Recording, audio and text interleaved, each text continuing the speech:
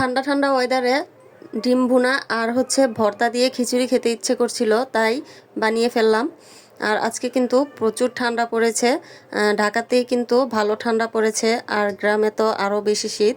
ঠান্ডা ঠান্ডা ওয়েদারে ভুনা খিচুড়ি খাবো না তা তো হয় না। হ্যালো এভরিওয়ান, আসসালামু আলাইকুম। আঞ্জারাস কিচেন অ্যান্ড ব্লগে সবাইকে স্বাগতম। চলে আসলাম আরও একটি নতুন ভিডিও নিয়ে। অনেকদিন পর একটি বড় ভিডিও নিয়ে হাজির হলাম। তো আজকে হচ্ছে 3 রকমের ভর্তা বানাবো, আর হচ্ছে ভুনা খিচুড়ি, আর হচ্ছে ডিম ভুনা করব।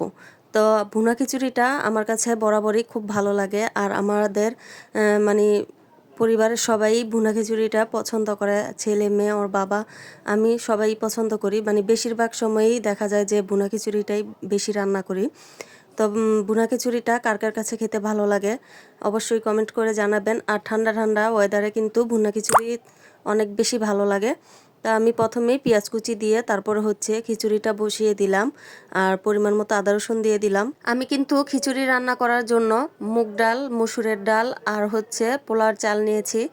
আর মুগ ডালটা দিলে হচ্ছে ভুনা খিচুড়ি রান্না করলে স্বাদ অনেক বেশি বেড়ে যায়, আর খেতেও ভালো লাগে। তো আজকে হঠাৎ করে হচ্ছে ভুনা খিচুড়ি আর হচ্ছে ভর্তা খেতে ইচ্ছে করছিল, তো ভাবলাম যে খিচুড়ির সাথে ভর্তা বানিয়ে ফেলি আর হচ্ছে ডিম ভুনা করি। সবসময় তো মাংস দিয়েই খাওয়া হয়, তো আজকে একটু অন্যরকমভাবে করি। আর ভর্তা দিয়ে কিন্তু ডিম ভুনা দিয়ে খিচুড়ি খেতে অনেক বেশি ভালো লাগে। এখন আমার খিচুড়িটাকে ভালোভাবে হচ্ছে আমি চালগুলোকে ভেজে তারপর হচ্ছে পানি দিয়ে দিলাম পরিমাণ মতো, তারপর হচ্ছে ঢেকে দিব। আর কথা বলতে বলতে কিন্তু রান্নাটা প্রায় শেষ হয়ে গেছে, খিচুড়ি রান্নাটা। এখন হচ্ছে ভর্তা বানানোর জন্য আমি সব কিছু রেডি করে নিয়েছি। চাপা শুটকি নিয়েছি, কাঁচামরিচ, শুকনো মরিচ, রসুন, আর হচ্ছে মলাই শুটকি, আর হচ্ছে বাদাম ভর্তা করব। বাদাম ভর্তা খেতে ইচ্ছে করছিল, তো আমি এক এক করে সবগুলো ভেজে নিব। তো প্রথমে হচ্ছে বাদামগুলোকে ভেজে নিব, সামান্য একটু তেল দিয়ে দিলাম। তারপর হচ্ছে বাদামগুলোকে ভেজে নিচ্ছি। বাদামগুলো ভাজতে একটু সময় লাগবে। আর আমি ভর্তা বানানোর সময় একটু তেল দিয়ে সব কিছু ভেজে নেই, এতে করে ভর্তা খেতেও বেশি স্বাদ হয়, আর হচ্ছে ভর্তাটা নষ্ট হয় না, অনেক দিন পর্যন্ত ফ্রিজে রেখে খাওয়া যায়, সপ্তাহখানিক।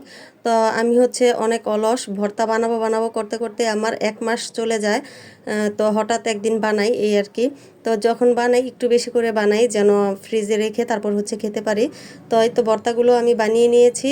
এখন মেয়ে পাটা মাখা ভাত খাবে, তো ভাত ছিল না, তো খিচুড়ি ছিল, তো খিচুড়ি আমি হচ্ছে মেখে তারপর হচ্ছে খাইয়ে দিচ্ছি। তো এই তো এখন আমি হচ্ছে ডিমগুলো সিদ্ধ করে নিব, ডিমগুলো সিদ্ধ করে তারপর হচ্ছে ভুনা করে নিব। তো আজকের ভিডিওটি এই পর্যন্তই, চলে আসবো আরও একটি নতুন ভিডিও নিয়ে। সে পর্যন্ত ভালো থাকবেন সবাই। আসসালামু আলাইকুম, আল্লাহ হাফেজ।